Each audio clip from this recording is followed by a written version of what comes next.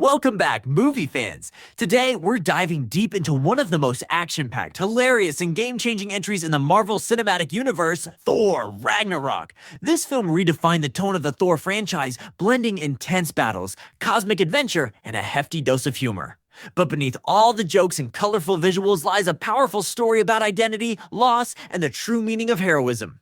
In this video, we'll break down Thor Ragnarok scene by scene, from Thor's fiery face-off with Surtur to his shocking reunion with Hulk on Sakaar, and finally, the epic destruction of Asgard itself. So grab your hammers, tighten your armor, and get ready for journey. Let's get started. Our story begins in a strange, fiery place. Thor, the god of thunder, is suspended in chains inside a cage, surrounded by the smoldering depths of Muspelheim. His calm demeanor hides the tension in the air. He speaks casually, even humorously, as he's rotated slowly before a massive burning figure, Surtur, the fire demon. Surtur reveals that the end of days, known as Ragnarok, is coming.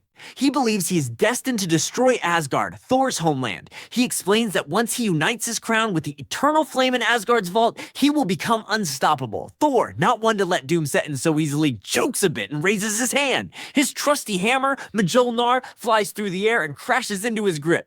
Thor breaks free from his chains and immediately launches into a furious battle. He fights Surtur's minions, flaming creatures of the underworld, with his signature thunderous style whirling Mjolnir, channeling lightning, and cracking enemies into walls. Eventually, he faces off with Surtur himself, delivering blow after blow. With expert timing, Thor defeats the demon, tears the crown from his molten head, and makes his escape, believing he has just prevented Ragnarok. Thor contacts Heimdall, the former keeper of the Bifrost Bridge, but gets no response. Instead, a man named Skurg, newly appointed to guard the Bifrost, receives the call. Skurg, awkward and unsure, fumbles with the teleportation controls, but finally opens the Bifrost and retrieves Thor. Back in Asgard, Thor notices something strange. The people are watching a theatrical performance. It's a dramatic retelling of Loki's heroic death from a past adventure. The scene is played with over-the-top flair, and on a throne sits someone resembling Odin, their father. But Thor's not fooled. He tosses Mjolnir and positions Loki disguised as Odin in its path. The hammer will stop for no one, and Loki is forced to reveal himself. The illusion fades, and Thor confronts his mischievous brother. Loki reveals that he banished Odin to Earth, placing him in a retirement home in New York. They rush to find him, but when they arrive, the building has been demolished. Suddenly, a swirling portal opens beneath Loki, pulling him away. Thor is left behind, but finds a note with the address 177 Arblicker Street, Doctor Strange's residence. For enters the Mystic Sanctuary and meets the Sorcerer Supreme himself. Strange questions Thor about his brother's presence on Earth. When Thor explains that he's looking for their father, Strange agrees to help on the condition that they leave Earth afterward. Using his magic, Strange quickly locates Odin in Norway. He magically summons Loki back, and the brothers travel there. On a cliff overlooking the sea, they find Odin older, wiser, and near death. He tells his sons that his time has come and reveals a shocking truth. They have a sister, Hela, the goddess of death. She was Odin's firstborn and once helped him conquer the 9 realms, but her ambition outgrew her father's control and he imprisoned her. With his death, her seal will break and she will return. As Odin fades into golden energy and vanishes, a dark portal opens. Hela steps out, dressed in black, regal and deadly. She demands their loyalty as their queen. Thor refuses and hurls Mjolnir at her, but to his shock, she catches it with one hand and crushes it to pieces. The weapon that once symbolized Thor's power is gone. Panicking, Loki calls for the Bifrost. As they soar through the bridge, Hela follows them. She strikes Loki, sending him spiraling into the unknown, and then turns her attention to Thor. They clash mid-transit. Iron Thor is knocked away, crash landing on a junk-strewn planet called Sakaar. Thor is soon captured by scavengers and is taken to the Grandmaster, the flamboyant and eccentric ruler of Sakaar. Along the way, Thor meets the warrior who captured him, a hard-drinking, fierce fighter who turns out to be a Valkyrie, one of Asgard's elite warriors who fought Hela long ago. The Grandmaster forces Thor into his gladiator games. In the holding cells, Thor meets Korg, a kind-hearted, rock-covered alien who explains that everyone who fights the Grandmaster's champion dies. Thor is stripped of his armor and prepared for battle. The day of the fight arrives. The arena roars with excitement. Thor enters, weapons in hand, ready to face death. Then the gates open and out steps the champion, Hulk. Thor is stunned but overjoyed. We know each other. He's a friend from work, he shouts, but Hulk doesn't recognize him, and the battle begins. Thor holds his own at first, but Hulk's strength is overwhelming. As the fight intensifies, Thor taps into his inner power, summoning lightning without his hammer. Just as he gains the upper hand, the Grandmaster cheats, electrifying Thor with a control device and allowing Hulk to win. Thor wakes up in Hulk's quarters. The two argue and bicker like old friends, and Thor tries to convince Hulk to help him escape.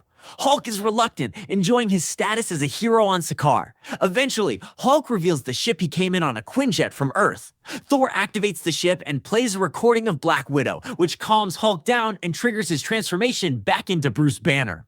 Banner is confused and traumatized, having been the Hulk for 2 years straight. Meanwhile, Valkyrie is still hesitant. Thor reminds her of her past as an Asgardian protector. She reluctantly agrees to help. The trio Thor, Valkyrie, and Banner join forces and escape with Korg and other gladiators, forming the Revengers. Back in Asgard, Hela continues her conquest. She revives the undead army using the Eternal Flame and raises her massive black wolf, Fenris. She seeks the Bifrost sword, which controls access to the realms. Heimdall, now a fugitive, has stolen it and is hiding Asgard's people. The Revengers Thor, Valkyrie, Hulk, and Loki crash back into Asgard through the blinding swirl of a wormhole. The skies above the realm boil with dark clouds streaked with lightning. Below, fire and ruin spread as Hela's forces tighten their grip on the people. The once majestic realm now trembles under the weight of its impending doom. Thor steps out of the stolen spaceship and looks around with urgency. He sees the carnage Hela has unleashed. His people are cornered, outnumbered, terrified. There's no time to hesitate. He tightens his fists, lightning already flickering in his palms. Across the grand hall, Hela descends the ruined steps of the throne room, cloaked in black, her horns growing longer, her aura more terrifying than ever. She grins coldly at the sight of her younger brother. "So, you've returned?" she sneers. "To kneel before your queen?" Thor glares back, walking forward slowly, deliberately. "I didn't come here to kneel," he replies. "I came to put an end to this." With a cry, Thor lunges toward her, and their powers collide in a spectacular battle. Thunder roars through the skies as Hela's blades fly toward Thor with blinding speed. She mocks him with every strike, declaring that this was always her birthright, that Odin had tried to erase her from history, and now she's here to claim what is hers. Meanwhile, on the Bifrost Bridge, Hulk roars to life, charging at Fenris, the monstrous black wolf Hela resurrected with the Eternal Flame. The two behemoths crash into each other like ancient Titan's claws, fists and fury colliding over the rushing waters below. Valkyrie, donned in her old battle armor, takes to the skies with her dual blades flashing, slicing through Hela's undead army as she rides on a stolen Sakaran vessel. As the battle rages, Thor is knocked backward into the rubble of the throne room. Dazed and injured, he closes his eyes and suddenly, in a vision, Odin appears before him. The Allfather's presence is calm, glowing with golden light. He speaks softly but firmly. Thor looks up, blood on his face, the air around him crackling. Odin smiles. "Are you Thor, god of hammers?" In that moment, something shifts. Thor rises slowly, energy gathering in his chest. The skies above erupt in thunder. Lightning cascades down around him. His body glows with radiant energy, pure electricity pulses through him. He's no longer just the god of thunder, he is thunder itself. He charges into battle once more, now devastating Hela's army with bursts of lightning from his body, leveling her minions in every direction. Every step he takes scorches the ground. He is unstoppable, but even with his newfound strength, Hela is too powerful. Every blow she takes only seems to fuel her further. Thor realizes the unthinkable. Asgard cannot be saved through strength alone. It must be sacrificed. He finds Loki amidst the chaos, their rivalry momentarily forgotten. The vault, Thor says. Surtur's crown, throw it into the eternal flame. Loki hesitates, surprised by Thor's request, but he understands. He nods and vanishes into the vault. There, amidst the artifacts and relics, he gazes at the flaming pit and the massive crown of the fire demon Surtur. With a smirk and a flick of his wrist, he tosses the crown into the eternal flame. A seismic tremor rocks the ground. From the depths of the vault, Surtur is reborn, no longer just a giant, but a colossal world-ending force, glowing with molten fury. He erupts from the palace, his flaming sword slicing the sky. As he rises, his voice thunders, "I am the fire that will consume Asgard." Outside, Thor watches the chaos with a heavy heart. "This is what Ragnarok is," he says. "Not the end of our people at the end of our home." He turns to Valkyrie, then to Heimdall and Hulk. "Get everyone to the ship. Asgard must fall. The evacuation begins." Heimdall guides the frightened citizens toward the spacecraft. Panic spreads, but so does hope. Among the crowd, a hooded figure pushes his way forward. It's Scourge. The executioner who once served Hela now stands at a crossroads. As the guards try to stop the ship's launch, Scourge removes his cloak, revealing twin blasters. For Asgard, he whispers. He leaps into action, mowing down enemy soldiers to give his people a chance. When he's finally surrounded, he shouts one last time and sacrifices himself, taking a fatal blow to save the fleeing civilians. His redemption is complete. Back above, a Surtur begins his apocalyptic rampage. Lava bursts from the earth, buildings collapse into flame, the sea boils. Hela, enraged, launches herself at the demon, blades outstretched. But Surtur is too strong. They clash in a colossal spectacle fire against Shadow. The sky tears open with light. With one final blow, Surtur plunges his sword into the heart of Asgard. The entire realm explodes in a cataclysm of fire and rock. Hela, goddess of death, is consumed by the destruction. The golden city, the majestic palaces, the history and heritage, it all vanishes into the void of space. On board the ship, the survivors stare silently out the window as the last remnants of their world are reduced to glowing embers. A profound silence hangs in the air. Thor walks through the crowd, his expression grim, one eye covered with a dark patch. He looks weary but resolute. In front of the throne aboard the ship, he turns to his people. They watch him closely. He takes a deep breath. Asgard is not a place, he says. It never was.